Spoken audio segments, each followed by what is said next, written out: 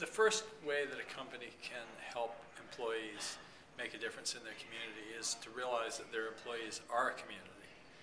And in some ways what we learn from, at least what I've learned recently from watching community forming on Twitter, for example, is that your community is the people that you pay attention to, that you care about.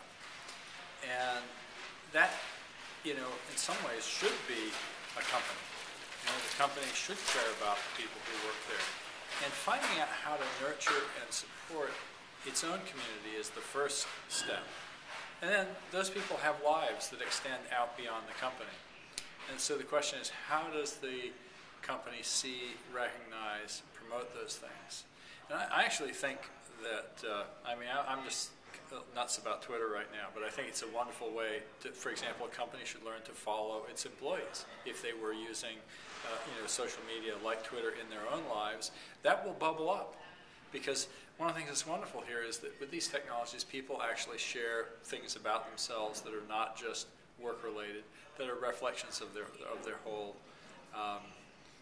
their whole persona, their whole life. And in some ways, what a company then can do is to say, okay, I see this now. How do I value it? How do I amplify it?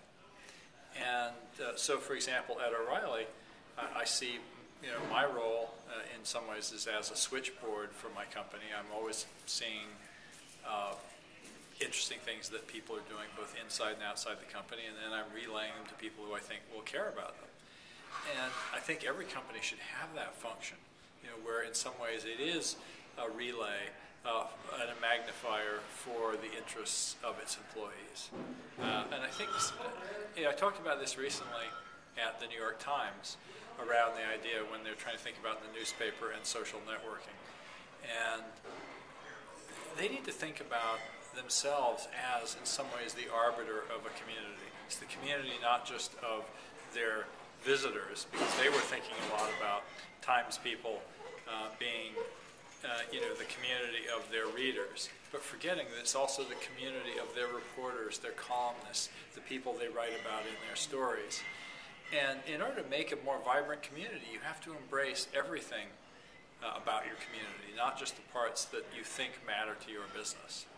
And I think a lot of people, when they respond to that question, will probably think about, well, how do we encourage socially beneficial activities? And I don't think that's the point.